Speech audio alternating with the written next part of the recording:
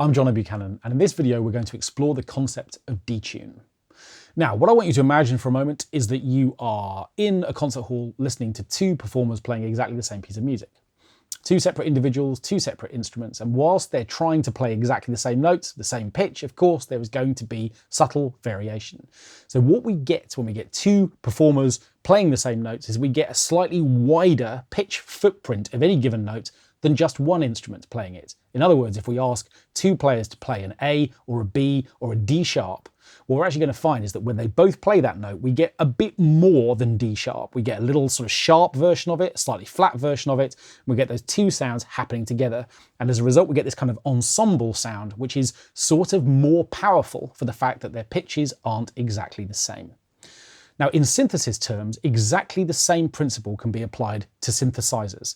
What we can do is we can ask the oscillators, the waveforms generating the sounds that we use, to either be perfectly in tune or we can detune them a bit. And when we do that, what we find is that the pitch base widens, giving us a really interesting effect as a result.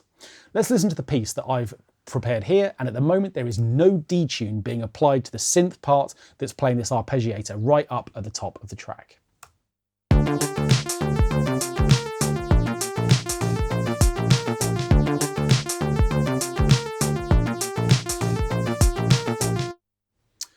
Okay, so just 4 bars there. Now you can see that the instrument that's playing this synth is Retro Synth. I'll just put it here.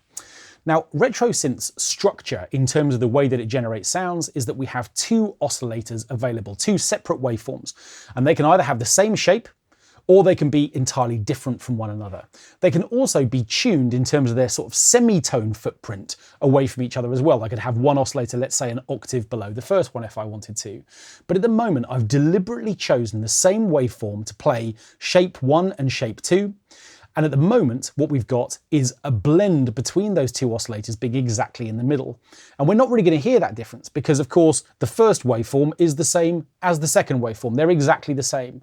So it won't really make too much difference whether or not I bias the sound entirely to oscillator 1 or to oscillator 2 or set them somewhere in the middle. Because they're the same, not much will change. Let's just solo this sound and we'll hear that effect happening.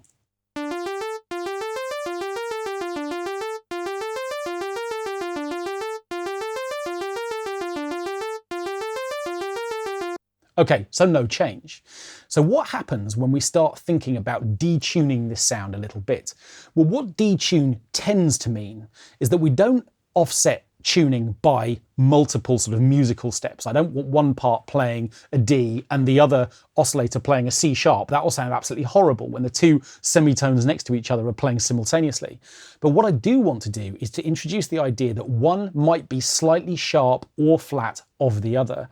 And what I'm going to do is to use this little sense dial here for oscillator 2 to achieve exactly that effect. There are 100 cents in a semitone, so I'm detuning this sound sharp by 12 cents, 12% of the way towards the semitone above, in other words, and now the effect will be very different.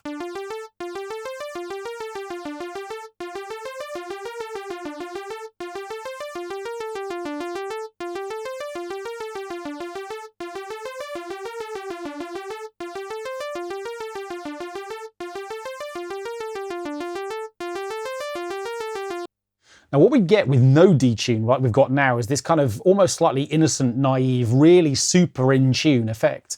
And what we get when we start introducing detune is a much more kind of vintage synth sound.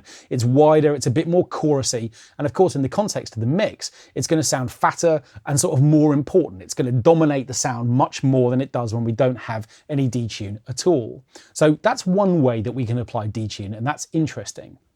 Now what I can also do with oscillator 1, and what I'm going to do is to move the mix slider all the way up to oscillator 1, is I can introduce the concept of vibrato.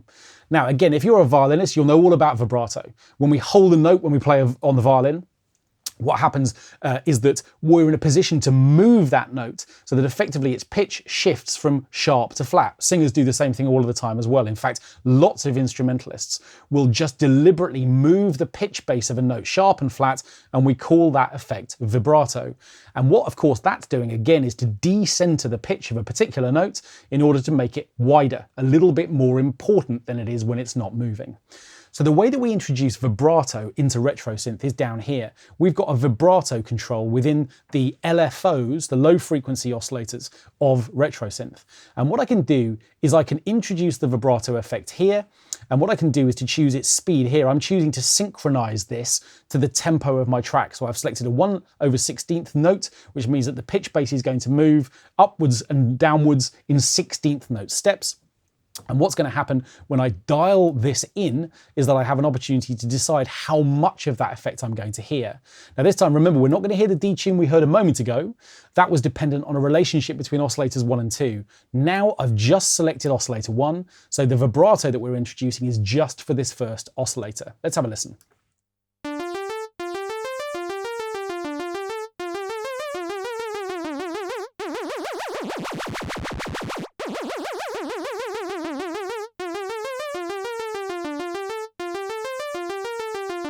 Now you can see that when we take it up to multiple semitones, we get something that doesn't really sound like vibrato anymore. We get this kind of amazing sort of sci-fi effect.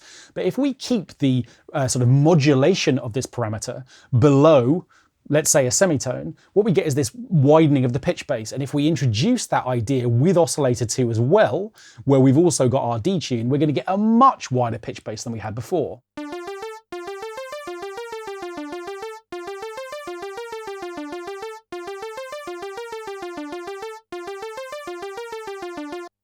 Now, if you've got a controller keyboard and you want to introduce vibrato in a way that can change, not just be a fixed sort of static effect, you can do that here. You can choose the parameter which is going to control the amount of vibrato. I'm going to select the modulation wheel, and then you can push this fader up. And what's going to happen now is that even if I set a wide vibrato here, we're not actually going to hear any of that until I push the modulation wheel on my controller, which is here. It's this slider here.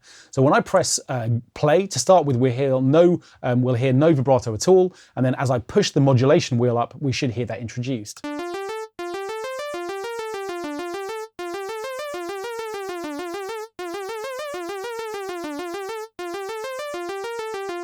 So if you want to bring a sort of performance aspect, or if you want to have that be a variable control so that you can go from a sort of less detuned effect to a much more extreme one, then that would be one way of doing that. I'm going to keep my effect static by bringing that sort of back down for a moment. So what we've got now is this kind of detuned approach to our synth part. Let's put it back into context and hear how that sounds within the context of the mix.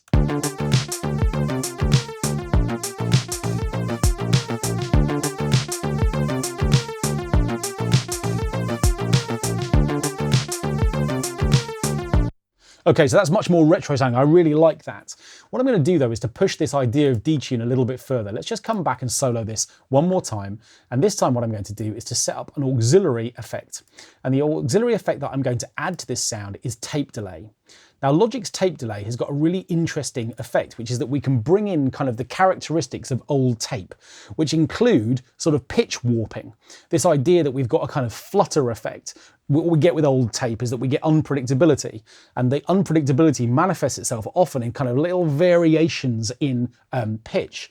And of course, if we apply that to a sound which is already detuning, we're going to get a sort of an increase further of the effect of just widening the pitch bass. And we can do that in two ways with tape delay.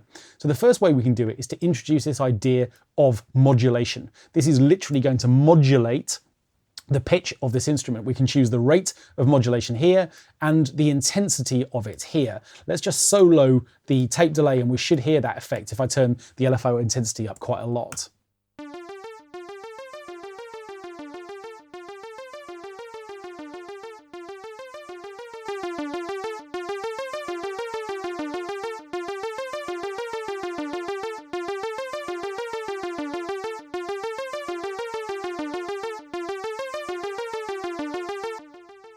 So we can hear that those tape delays are kind of going in and out of tune. And the same thing we can also do is to increase the amount of flutter rate. This is going to sort of add unpredictability, kind of at random.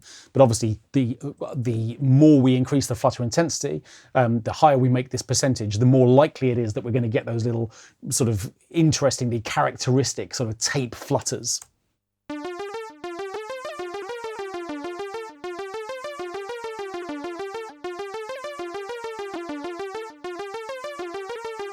So you can hear just every once in a while we get these little kicks in the pitch, which is kind of interesting. Now that's just the delay by itself. Let's put the main instrument back in as well and hear it through the delay.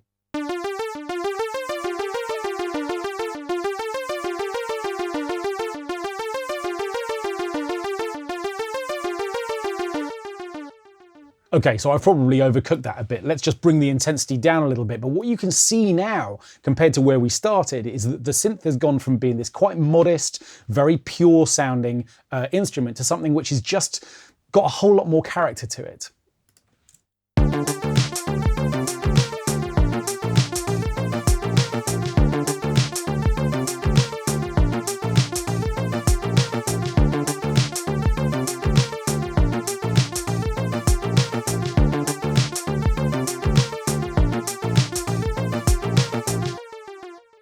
So in this video, what we've done is to explore the idea of detune. We've taken two oscillators and we've tuned one away from the first one to produce a wider pitch base.